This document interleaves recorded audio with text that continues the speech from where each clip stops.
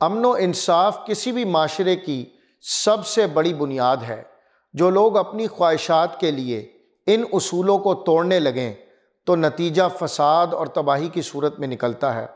ایسے حالات میں سخت قانون اور سزا ضروری ہو جاتی ہے تاکہ باقی لوگ سبق لیں اور معاشرہ محفوظ رہے۔ ارشاد باری تعالیٰ ہے، جو لوگ اللہ اور اس کے رسول سے لڑتے ہیں اور زمین میں اس لیے تگ و دو کرتے پھرتے ہیں کہ فساد برپا کریں، ان کی سزا یہ ہے کہ قتل کیے جائیں یا سولی پر چڑھائے جائیں یا ان کے ہاتھ اور پاؤں مختلف سمتوں سے کاٹ ڈالے جائیں یا وہ جلا وطن کر دیے جائیں۔ یہ ذلت اور رسوائی تو ان کے لیے دنیا میں ہے اور آخرت میں ان کے لیے بڑی سزا ہے۔ سورہ المائدہ آیت نمبر 33۔ ناظرین، یہ آیت واضح کرتی ہے کہ جب کسی قوم یا علاقے میں صالح نظام معاشرت قائم ہو چکا ہو تو اسے بگاڑنے کی ہر کوشش انتہائی سنگین جرم شمار کی جاتی ہے۔ قرآن کی اس سختی کا مقصد محض سختی دکھانا نہیں بلکہ معاشرتی زندگی کی حفاظت اور عام لوگوں کے حقوق کا تحفظ ہے۔ جب امن و انصاف کا نظام قائم رہتا ہے تو لوگوں کی روزمرہ کی زندگی میں استحکام اور تحفظ پیدا ہوتا ہے۔ اس نظام کو تباہ کرنے کی کوششیں چاہے چھوٹے جرائم کی صورت میں ہوں جیسے ڈاکہ یا ڈکیتی یا بڑی بغاوت کی شکل میں، دونوں ایک ہی بنیادی خطرے کی جانب اشارہ کرتی ہیں، وہ ہے پوری جماعت کی سلامتی اور نظام کا انہدام۔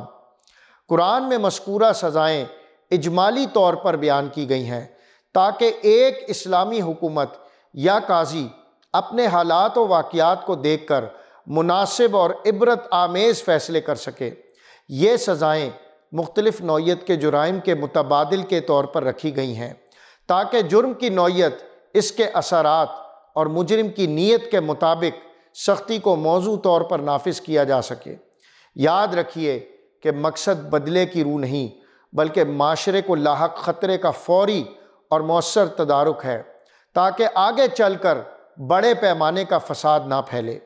مزید برآں یہ آیت ہمیں یہ سبق دیتی ہے کہ اسلامی شریعت کا نظام محض تقوی یا نظریات کا مجموعہ نہیں، وہ ایک عملی ضابطہ ہے جو زمین پر امن و عدل قائم کرنے کے لیے وجود میں آیا ہے۔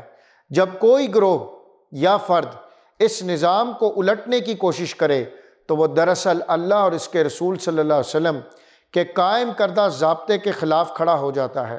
اس کے نتیجے میں نہ صرف دنیا میں رسوائی بلکہ آخرت میں بھی بڑا عذاب مقرر ہے۔ اس لیے ہر صاحب اختیار پر لازم ہے کہ وہ انصاف سے کام لے اور ایسے عناصر کو روکنے میں سینہ سپر ہو جو معاشرے کو برباد کرنا چاہتے ہیں۔ اے اللہ، ہمیں فساد پھیلانے والوں کے راستے سے بچا اور ہمارے لیے اپنے دین و معاشرے میں امن و انصاف قائم رکھنے کی توفیق عطا فرما۔ آمین یا رب العالمین۔